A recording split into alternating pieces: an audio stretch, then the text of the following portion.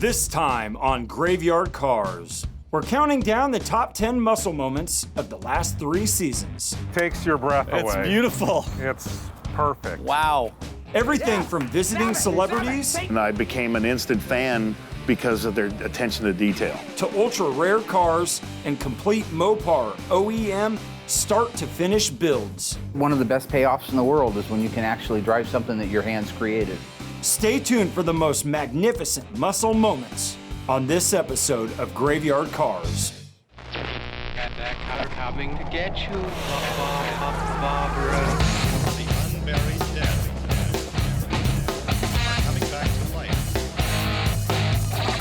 I'm Mark Warman, and together with the most critical man in the world, Darren Kirkpatrick, Give me a gun! my son-in-law, Josh, Oh, yeah! and my best friend, Roy, Well, all right! we bring dead muscle cars back to life, to exactly the way they were on the day they were born, if we don't kill each other.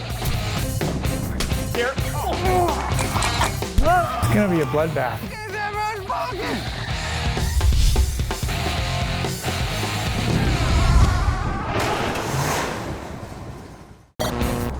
Number 10 in our top 10 countdown is finishing Chris Driscoll's 1970 Plymouth AAR Cuda. That's the one that we're doing the restoration on, right here. It was interesting how he came up with that I think car that was years a later. phenomenal story. It was the first car I ever looked at when I turned 16. This is 1980.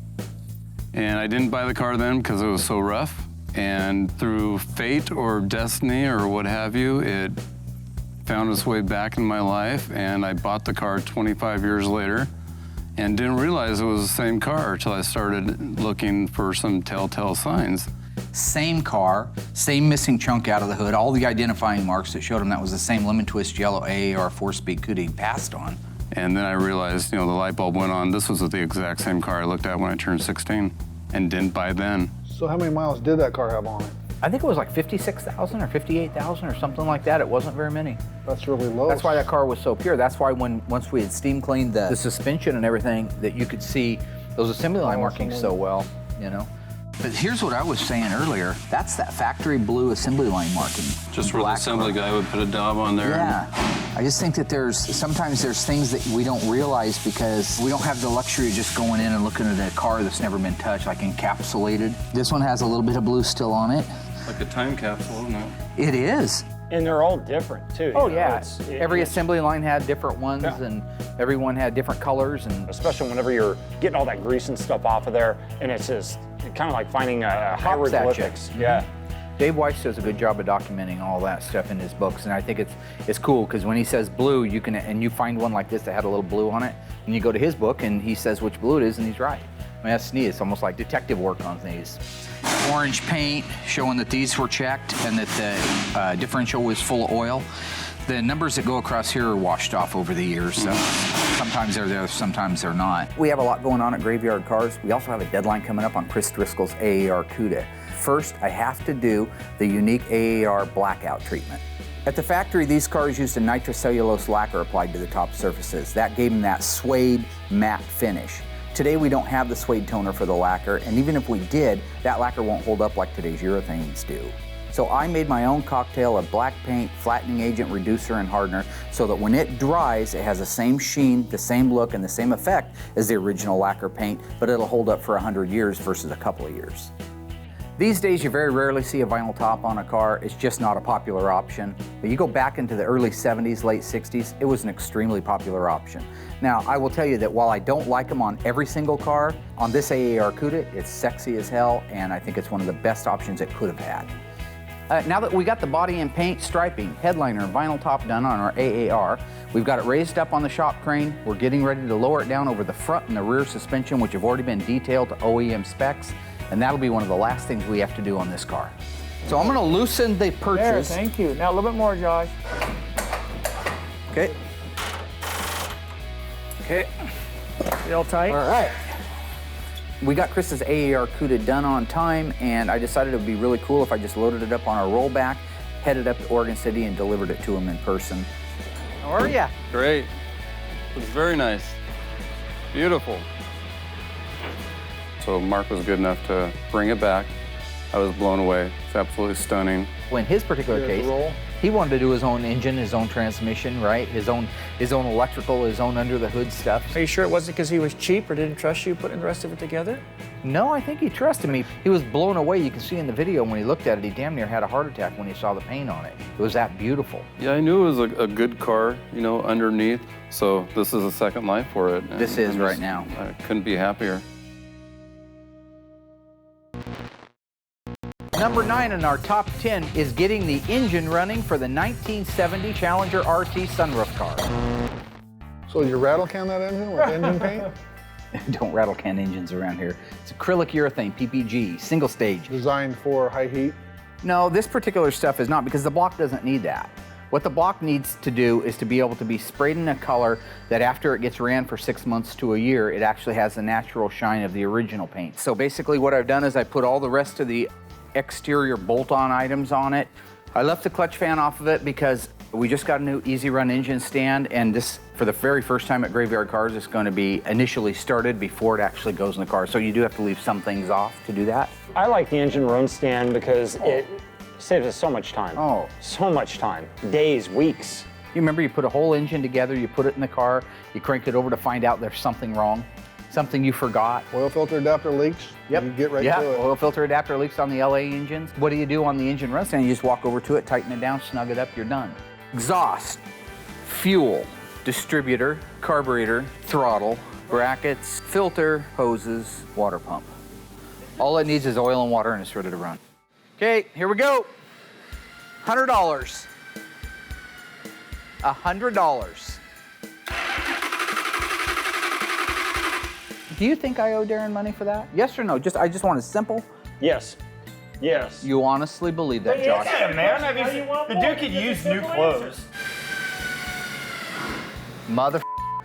The only reason the engine didn't fire off on the very first bump, which is also why Darren took the $100 bet, he had disconnected the positive wire to the coil, so it had no power to it. Now if it starts on the first There's no crank, bet. Yeah. You already bet. You lost. You took the wire off to the Nobody coil. said I couldn't. You should have kept your crap hooks, your turd beaters, off of my equipment and on your own I stuff. thought we were part of GYC. You're not part of anything. Yeah, this is a lot better. It'll start. You got timing gap? When we got the fuse in it and I hit the key, it was just like the first time it started right up. I mean, I bumped it, I whispered on it. It's gonna be a lot easier now. We put it in the car, it's gonna work. It's beautiful. No leaks. Love it. A lot different in the old days, huh? Any good against karate? How about jujitsu? Mark, are you f***ing kidding, dude? It represents everything that was great about Detroit. They knew how to make their cars back then. Hey, Mark, Hang on, I'm not doing it. We're counting down the top 10 muscle moments on this episode of Graveyard Carz. Number 8 on our countdown is finally getting the 71 Phantom Cuda off to the dipper. Since my client bought it 3 years ago, it's been buried in the ground, it's been flooded, it's spent countless hours behind another vehicle being pulled from place to place and being moved from shop to shop. It's spent hours on the frame rack. I might section it. Whatever. I don't know the story of the car. There's been 50,000 different stories of how it actually wrecked. So it was the day after the 4th of July. He went out around the Ford truck and he was going hard and he got up to about 100 miles an hour. The old Ford truck started to come out of, you know, it was done, it was winding out. And then he darted over, and when he darted over in front of the truck, say, yeah, look at me, I'm the best, he just oversteered. And that's what sent it careening into the embankment on one side, shot it across the road to the other side, and then had it sitting in the middle of the road. Look at this. Doesn't that look like it went sideways into a pole? Or a tree. That's the kind of point. impact you get from that, yeah. That's my point exactly. We're gonna go check out the crash site of the 71 440 Cuda, see if there's anything that the Cuda hit, maybe a telephone pole or a tree. I pulled the directions out. You know, Mark gave me directions for whenever we got there to do certain tasks. And of course, you know, it was condescending. Morons. Look at fender and compare it to any trees or poles. I wish I could have done this myself, but I'm busy. Saving the world, Mark. I didn't think it was condescending. I thought that it was just a way to course make you sure don't. that it got addressed to the right people. I'm not gonna attempt to jump the ditch. Well, it was a tough call because when Darren and I went out there, I looked for an area for it to hit, you know, on one side and then ping over to the other side. I know, and I didn't see that either. It didn't seem right. But it's been 40 years, right? 30 years. So I don't know if there was, I don't know if the road was lower, because if it was any lower, they paved it a couple of times because the gouges weren't there. Right. So yesterday I got a voicemail saying that we were green light go for the dipper for the 71 Cuda. What concerns me is that car comes out of the tank and the only thing on the end of the hook is the seatbelt I forgot to unbolt. I mean, I'm done. Okay, bye. My big fear was whatever asset it is they use in some of those places to dip them, that it eats the metal. And that's what my concern was. I wanted something that wasn't gonna be that caustic. God, I mean, why is it everything has to happen this way? I'm gonna look like some kind of a psycho, lunatic, whatever. Well, okay. You know what, it ain't, there is no okay. You handle it. You can't just leave, man. Mark, are you fucking kidding, dude? Well, nobody was here for whenever you had your little moment. Well, I'm sorry. It was just me. And, you know, like, I can totally understand, you know, of course, but it threw me off guard. Well, I mean, it's got a line of having a nervous breakdown. Nervous breakdown, Darren, you've had 2 of them. They take time to build up to, right? You don't just have one. Mine was just a vapor lock. Mine was just stressing out. Vapor lock. You know, just when things build up a little bit too much, you got to purge some steam. Are vastly superior to the alternative cleaning methods that damage items, et cetera, from sandblasting, acid dipping, and hand stripping. I just want to let you know, man, that Darren and I came across another dipper. So it ended up what the difference was between the rest of the dippers, and it was amazing he was in Portland, was that he doesn't use acid. We're going to Portland, will I ride? And so the solution that he uses, and he uses heat, it didn't actually affect the integrity of the metal. It was a good call. I had looked all over. I don't know how Tweedledum, who can't find his way around Google to save his ass, found that thing, but it was a good thing. My name's Mike Walton, and I own American Metal Cleaning. We're located in Portland, Oregon. Mark called me, and he has a very valuable, rare car, a Cuda, that he needs completely paint stripped and all the rust removed.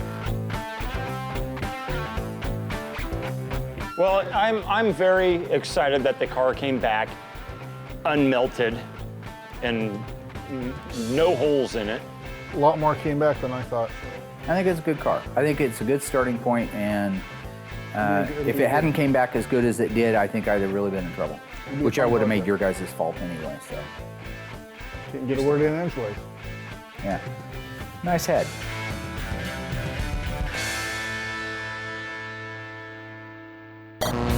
And coming in at number 7 on our top 10 countdown is the disassembly of the Hemi 1967 GTX convertible. When Brett and Aaron showed up this morning, it was great to meet with them. I decided I wanted to give them a quick tour of the shop. My name is Brett Torino. I'm Aaron McLeese. Aaron and I work together in a collection that I own, and primarily Mopar cars. I've had a love for Mopar ever since I was a young man. One of my favorite cars is sitting behind me right now, which is why we're here. Aaron had reached out to me on Facebook because Brett had seen the show, really enjoyed it. Liked mostly the attention to detail that we have on the cars. That's what really spurred him on to want to bring us his favorite car, which is the 67 GTX convertible. In my opinion, I think it's probably one of the most sleek and sexy cars that we do have. You know, this GTX, it represents everything that was great about Detroit. You know, it's a Hemi, it's a 4-speed car, it's a big car, and I just love it. I mean, it's just, you know, there's certain things that you love. This car I love. I love everything about it. I love the way it rides, the looks, and it's just a gorgeous car. The one thing that you are not to touch, Mark, because there are a lot of holes in the desert in Las Vegas where we're from, you don't touch the exhaust. Aaron made it perfectly clear for us not to touch the exhaust, not to alter it in any way, shape, or form. What it is, he loves the sound of it. It's not a factory system. Probably every car they got down there has factory systems on them, which are cool, but when you get one out of the ordinary like that one, has the Flowmasters on it, absolutely loves that system. They have their own sound. Loves it. It does have its own sound. So he wants it, no matter what, it has to come back with the same sound. So I'm just gonna, I'll keep his old system. I may even just restore it and put it on because it didn't have that many miles on it. No matter what, that's why we recorded it. That's why I had Audio Boy go out there and make sure that the decibels at the same RPM, with the same environment, will have the exact same sound. Hopefully it just runs a little better than it did before.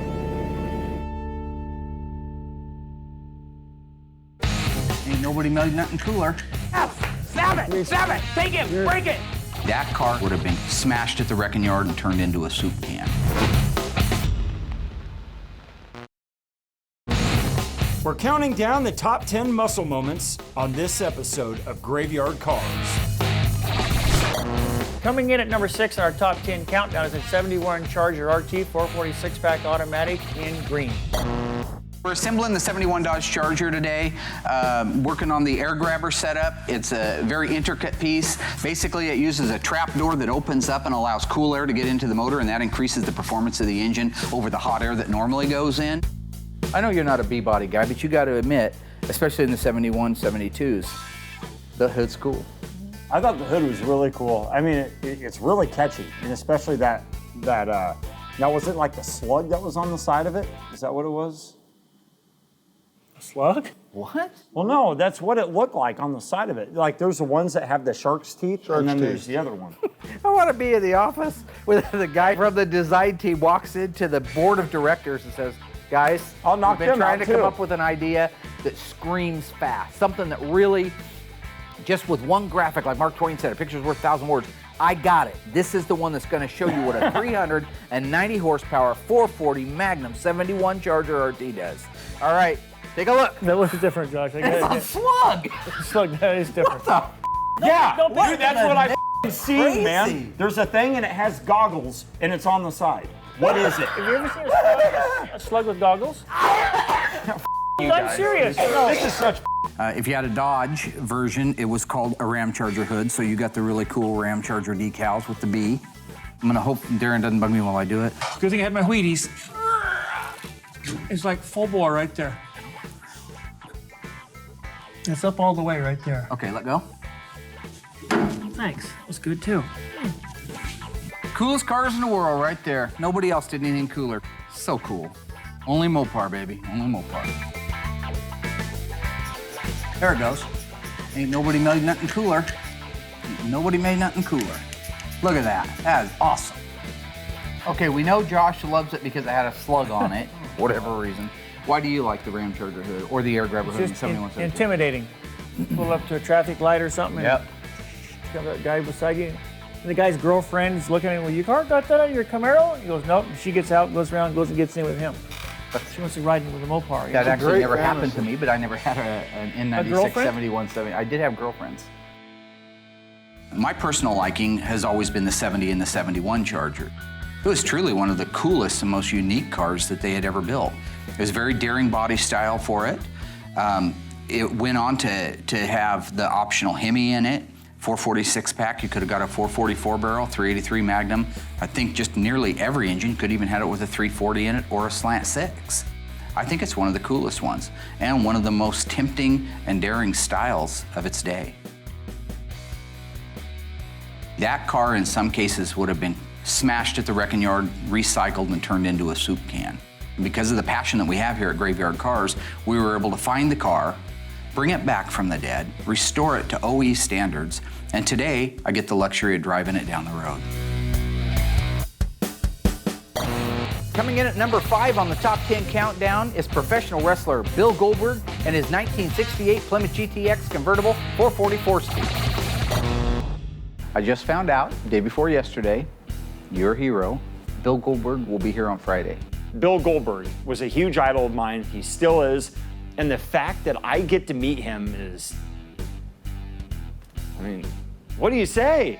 For as big as guy as he is and as strong as he is, and as much, prominence as he has in both the entertainment community as well as the automotive, I thought he was a really down-to-earth guy. Bill Goldberg's is a 1968 GTX, Plymouth GTX, with a 440 numbers matching engine, 4-speed, 354. How are you? It's a pleasure. Good to see you. Finally meet you.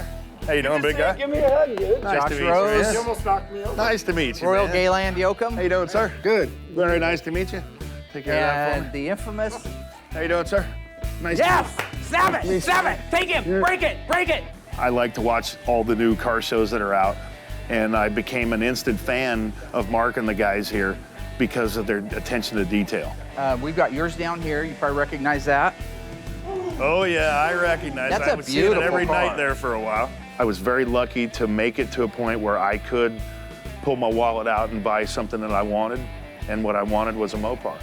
And the first Mopar that I bought was that 68 GTX convertible. You know, I didn't understand exactly why you shaved your eyebrows, and I caught that. The second you walked in the door, your eyebrows were gone. Which was a long time ago. Did you shave your eyebrows? Yeah, which was a long time ago. No wonder they jump your ass all the time. How tall, how big were you then? Yeah, I did. They got crazy again. Look at you all red. Hold Are you on a embarrassed? second. You're starting to rag on me, and you have no freaking eyebrows? Yeah. But anyway, seriously, you might want to watch your car and your parts. You got it. Did you do that chip right there? No. I really didn't. I really didn't. Darren is no different than he is on TV. Drawing the eyebrows on Darren, I would have to say. You look like Uncle Leo from Seinfeld, dude. Yeah. That's messed up. Did you notice it took two of you to do it? Cuda, mine is a 383 version. He told you about the eyebrows. You wanted to do it your way, do it your way, okay? I don't care. But he's not gonna spend the rest of the day with you without some eyebrows. What do you think of Goldberg's car? I love it. It suits him good too. I love Goldberg. It was a childhood dream come true. He was a golden guy. Darren? I think he's a very nice, He was a good person. I think he's a good-hearted guy. We're blessed enough to be able to meet people like that and interact with people like that just because we happen to be the best Mopar restoration technicians the world has ever known.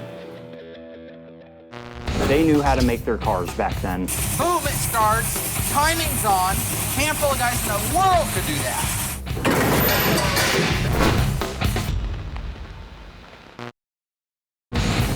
We're counting down the top 10 muscle moments on this episode of Graveyard Cars. Coming in at number 4 is finishing the 1970 Sunroof Challenger. You gotta admit, you love the color of the Challenger. I mean, I know you're a pessimistic SOB, but that is your color, FC7. The purple is the prettiest color of all the Mopar colors. Not just because my Challenger is FC7 plum crazy, but it is the prettiest color. If you just get the car, just for the visual impact, purple is the prettiest car. I agree. It was the number one car. It was the number one color on all those Challengers. On the Challenger, yeah. On the Challenger. The single hardest thing was that sunroof. And if I ever do another sunroof car, I will charge exactly $10,000 extra if it has a sunroof, even if it's all there.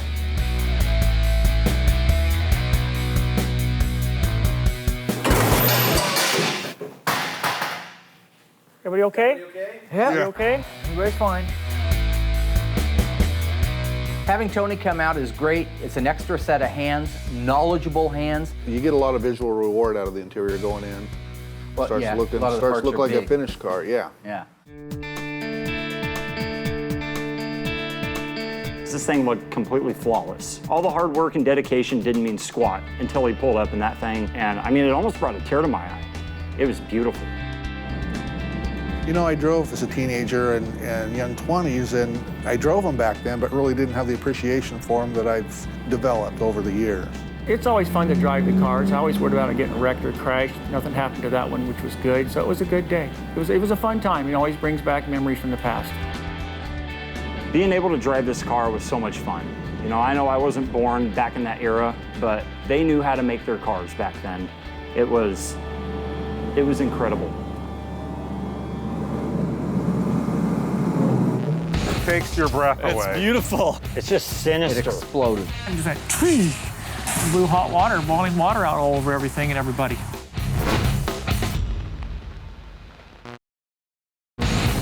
We're counting down the top 10 muscle moments on this episode of Graveyard Cars. Coming in at number 3 on our top 10 muscle countdown is revealing the 1971 tribute Phantasm Cuda to A. Michael Baldwin and Don Coscarelli. As soon as the owner said that he wanted to do a Phantasm tribute car, I fell in love with the idea. I mean, he wanted to modify it a little bit from the original. Growing up exactly like you on that movie and just loving that car, we loved that car. And that car, being it got the shaker, being it got the rear window louvers, that it was a quadruple black with leather guts, just was a stunning car. Every time you put a piece of trim on it, the car just came to life a little bit more. So when the whole car was done, you saw it roll around the corner. It's just sinister. It exploded. It absolutely sinister, exploded. man. So today we're working on the 71 Cuda 340. We're gonna assemble the front suspension and K-member. Earlier in the week, we disassembled it, cleaned it, inventoried it, but that process is now done, and we're gonna start bolting it together. In the case of an OE restoration, everything has to be OE. Not just the nut and the bolt and the washers and all the hardware that go on something, but the finish and the fit and the date codes, all of those things have to mimic whatever year that car was put together. That makes putting an OEM drivetrain together about 8,000 times harder than putting together some small block Chevy with a power glide behind it. I'm gonna move this, watch your fingers, gentlemen. Ow!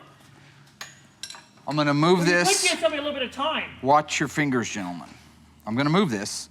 Watch your fingers, gentlemen. Ow. Give them a little bit of time. Darren and I are gonna be in here working on the 340 so we can get it painted and installed on the new K-member. So we are done with the final assembly of the motor, transmission, bell housing, and shifter assembly, as well as the rear axle and leaf springs. So now we just have to push it inside the assembly room, put the final inspection line markings on, and it's ready to be installed in the car. Well, that was also fun to be a part of whenever we got that transmission put together. You learned that something on four-speed, that. yeah. Mm-hmm. Yeah. Yep. And you got to play the part of Van Gogh at that point with what? the little brush set. That was fun. For the guy at the beginning of the assembly line to let the guy at the end of the assembly line know that all the bolts for the shackles had been tightened down, he would put a swatch of paint on there. So I try to mimic that exact same look on my cars today, so when I'm bragging about something being OEM, it's as close to OEM as you can get. So today, we get to raise the car up in the air, lower it down around its original drivetrain for the first time in years, and make this car whole again. Okay, I have made one promise to all of our followers on Facebook. I would reveal who chipped the 1971 340 4-speed Phantasm homage car in season 2. All of a sudden, Bob, good-looking Bob, finds a chip on the right door. Who did it, and who covered it up? Josh, you got anything you want to say? Darren chipped the car. Darren? What? You got anything you want to say? I'm just being Did honest. you do it there, Chrome Dome? All right. I already know the answer. I think it's fair for you to tell those guys. Yeah, I did it. Not on purpose. But you let me take the blame for it at least months, a year or two? Well, here's the way the pecking order works. You were in charge, so you were responsible for it. So they're gonna kill me now? You were in charge, Darren. As a responsible person, it was your job when you picked up that chip and realized it happened. It was your job to tell me that it happened. With only 3 days left to get the car done in time for Coscarelli to get out here, we're a little bit concerned. I've done a lot of work on it, but there's still like 25 things left to do underneath the hood. You know, with everything that was going on, with the fact that they had actually showed up, and we were down to the last couple of minutes. Literally, they pull in, and we're still detailing the car on the other side of the shop. We're buffing it, waxing it, getting it ready, while they're on the other side. And I'm telling my song and dance dog and pony show, you know. Well, Coscarelli called me out on it. He said he smelled something fishy. The only person here I've seen so far is Mark, and I hear some like banging and sawing back in the other room. I think something fishy's going on. I think the car came out stunning. I'm gonna say takes your breath away. It's beautiful. It's perfect. Wow. It's got the elastomeric bumpers. The vinyl top really looks sweet. Yeah. The louver windows. Yeah. Got the wing. This is beautiful. It is just awesome. Wow. It really is awesome. I kind of think it was funny that Don and Michael started to pick apart the things that were wrong about the car. All right, Don, I see several things about the car that are not at the tribute level. I didn't want to bring that up. I think it was a Phantasm tribute car. Oh, yeah. So I think we should check off the things that are not tribute worthy. Yeah. First thing is the flared fenders in the back. Don, tell us about that. That's true. Let's talk about that. We had flared wheel wells, Mark. The pinstripe. The pinstripe's important. Yeah, the pinstripe's Bill important. Thornberry's brother What's a Bill actually Thornberry? painted the pinstripe. The sunroof. Oh yeah, the sunroof. All in all, I think that to that date, that was probably the most rewarding build. Got to meet Don Coscarelli, Michael Baldwin. We did a beautiful Phantasm homage car that'll stand the test of time. And we did it all on time, on budget, and we win. What else do you want? Numbers matching FC7 in Violet, 70 Roadrunner. You would have used the incorrect one to be OE correct. Hey, Mark, no. Hang on, I'm not taking it.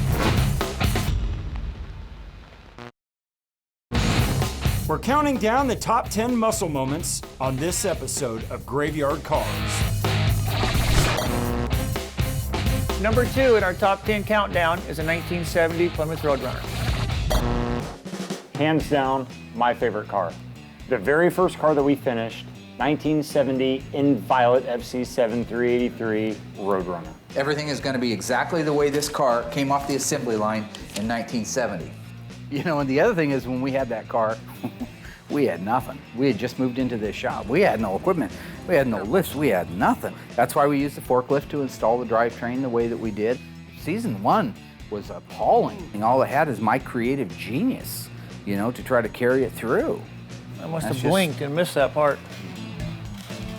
All of '68 and through December of '69, Chrysler had a problem. This was an erroneous label that they had put on the temperature gauges, so it read wrong. They corrected it in December of '69, and so since my Roadrunner was a 70, it should have that correct one. If you had a 68 or an early '69 model with the same dash, you would have used the incorrect one to be OE correct. Surprised you guys didn't know that. You remember that was when we had the gauges in here and we laid them all out on there, and I remember that was the one where I showed how the fuel gauge worked and I mimicked what you was like as a kid, and I touched the little thing and I'd say, Daddy, I'm out of gas, and then I'd hit it more and the gauge would go up. Here, son, take my Visa and go fill your tank, because you spoil, you know? Me, I was spoiled, man. I wanted to get gas from Dad. I had to go out to Buell Chapel, dig his ass up, rob his wallet, you know what I'm saying? He's dead. There it is. Darren, you can take the credit for it. I didn't do it. Mark did all the detail work. We all pretty much assembled it. I just came along and found the faults in both of them and fixed them. Before? After. That's sort of Mark is before, I'm sort of the after. You know what I'm saying? I want to buff the taillights so you can put the taillight assemblies together and in the car. Yeah. Josh, did you really acid these? These? Yes, I swear to God. Which I can walk up to right here and go like that, and it rubs the dirt right off. The bottom line is, I did acid them, but I did not acid them to Mark's standard. Did you use this acid? That's the only acid we have here in the shop. You didn't use this acid? That's, no. No, okay. Did you find the bolt for the horn? It's doing wrong. I'm taking them off your car. No, you're not. No, Mark. Hey, Mark, Hang on, I'm not taking it for that. I'm not taking it for that. No, you're not taking it for that. I'm taking it to match it. Why are you coming at me like you did, so horribly, so awful, so mean, when I was just trying to get a sample of what they looked like by borrowing your horn bolt? You knew what they looked like. No, see, that's why I needed it in my hand, because I didn't want to walk back and forth 1,000 times. See, it has these serrated edges right here. Nice. And then you come along later and just erroneously accuse me of stealing. You know, stealing is a crime, man. There's just certain bolts, certain nuts, certain finishes that have to go under the hood of the car to be OE correct. That's what we specialize in here. I was going to take one off of Darren's car, but he caught me right in the middle of it, so I kind of had to put it back. But I told him I was using it for a sample, which I wasn't. I was going to borrow it forever. It says voice of the Roadrunner. That's the official sound of the Roadrunner. One of the neatest features on the 70 Roadrunner was that reflective tape just above the rear body panel. It adds a lot of character to the car, especially at nights when headlights and things would hit it, it would just basically light up.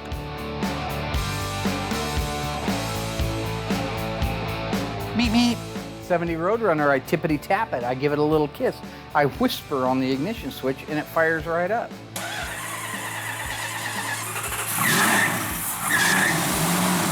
Man, that started right up. Bizoom. That was the argument. It's TV, it doesn't really happen that way. No, it did happen that way. You were right there when it happened that way. One crank, boom, it starts, timing's on. Handful of guys in the world could do that.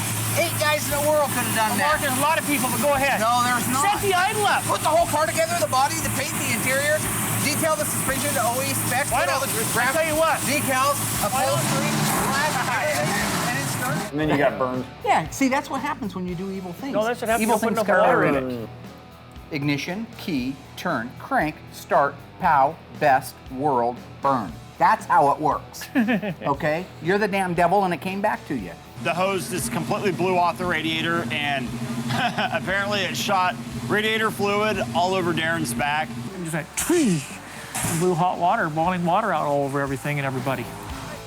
Maybe it's the starting instructions that hang on the turn signal switch or the locking ignition sleeve that goes over the visor. Maybe it's a combination of all these things. But when I slide behind the steering wheel of a car that I've just finished, I have the exact same feeling that I did that day when I drove my Charger home for the first time. And I think it's that motive, not money and not trophies, that force me to do the very best job I can at recreating history, one car at a time. Don't you guys agree getting the 70 Roadrunner done was a real momentum here for Graveyard Cars? It was a milestone to get, the first car, like I said, not only, coming back to life, but then being able to enjoy it and drive it. Be able to take it out, be able to do Brodies in it, to be able to do burnouts in it and stuff like that. I think that's one of the best payoffs in the world is when you can actually drive something that your hands created. I think it's awesome. First car we brought back to life. It's the first car we brought back to life, and not only did we bring it back to life, but we filmed every square inch of it, and people got to see it going down the road for the first time in, I don't remember, 30 years, 25 years. Numbers matching FC7 in violet, 70 Roadrunner, 383 automatic.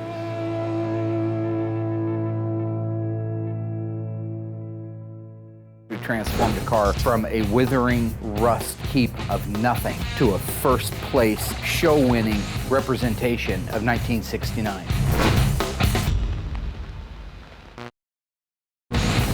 We're counting down the top 10 muscle moments on this episode of Graveyard Cars. Coming in at number 1 is Tom's 1969 Charger Daytona R4 red, white wing, and white guts.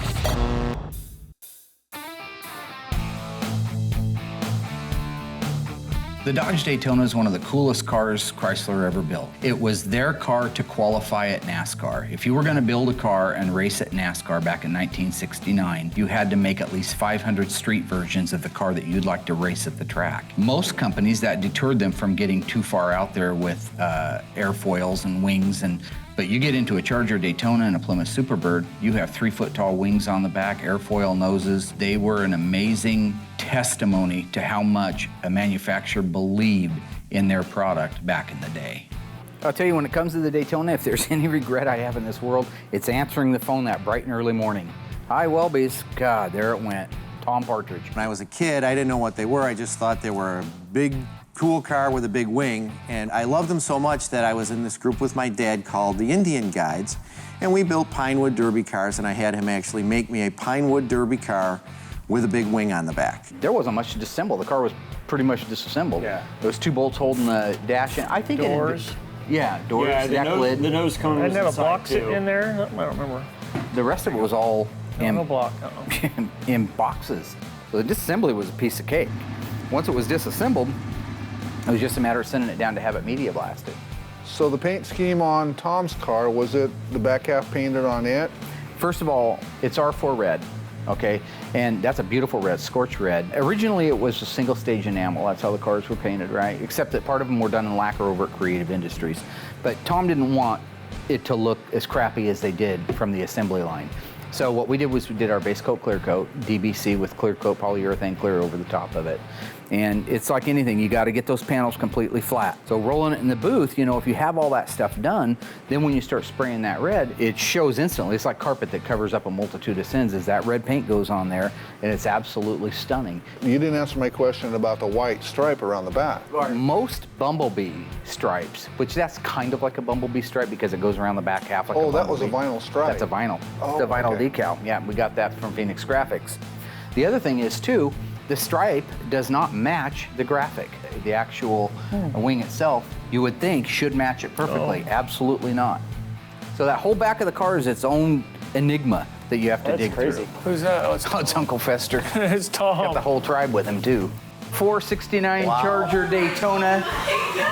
That's cool. Crazy. It looks so good. Can I touch it? Sure. The paint job on this. It's like candy. It looks wet. Wow.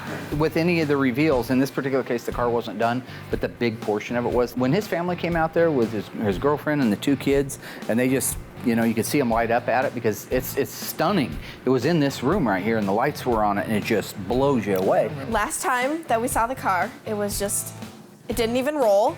He pushed it home, and it was a pile of junk. Now it's gorgeous. Okay, line me up in those fronts, Rollo. I can't see everything.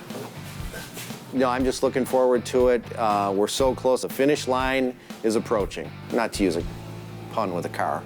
I think the whole reason that the car fell off the jack was Darren's fault. Who set the jack? I wasn't here. Royal set the jack. I wasn't here that day. I'm going to be eating popcorn this week while the rest of them are working on the cars. Have some more? Mm-hmm. Can we get the car outside? Stop with the popcorn! Oh my God, dude. So I'm looking forward to a productive week. Now, out the door. Out the door. Be my eyes. I'll watch this side. You watch yours, Josh. How you looking over there, buddy? This is a start to the week. So put it on that skid plate. And you just did it your own way. You put it in front of the skid plate and you put some extra wax on it, some lemon pledge so it'll slip off. I think you were here, bud. And he wonders why I self-medicate. No, happens. And when you're surrounded by toilet flies, it happens even more. The front K-member came loose off the floor jack when Mark was trying to scoot it across the floor. The damage could have been a lot worse. Now, I think one of the greatest reveals on that car was when the dash showed up from Instrument Specialties. One of the best hookups we ever made right there. It looked brand new. Yep, look at that. Oh my God. Wow, that's got... Oh my. Put the dash in, it looks great. It looks beautiful, probably better than new. Yep. That looks good. That looks fantastic. Absolutely. Better than new. Well, then it just changes the car instantly. Better Look at than new. it. Equally with Instrument Specialties, when you talk about things coming together, there's Legendary. Well, we took the seats down to bare metal, had them media blasted and primered and painted, and then we had new burlap and new padding put on before the seat covers went on. I called Mike Celeste. I told him that we were going down hard, and out of the kindness of his heart, he sent his guy out to help us put that car together. I'm Ron Halbritter. I've been doing these interiors for about 27 years. Mike called me into his office last week and said Mark had a situation out here where he needed the car put together, and he wanted one of the best to do it. So we flew out, and we're giving Mark a hand with us slammed together, and it's going to look sweet. Once that interior was installed, the car was real. It became real, and it became beautiful. That car right there is going to be on the road today, driving for the first time in probably 30 years. You know, I love those cars. When I was a little kid, there was a Hot Rod magazine with a Daytona in it. And I remember the article because it said that it had a Hemi in it. And it said that when it idled, it was like a coffee can full of rocks. Oh, I read that, yeah. Tin can full of rocks or something, Yeah. But anyway, that's when I started falling in love with the wing cars. I thought they were really cool. Who's the dream maker, though? Tell them that. You're the dream maker. Who made your dreams come true? You did. It was rewarding to drive that car down the road and know that it's been a long time since that one was on the highway. A long time.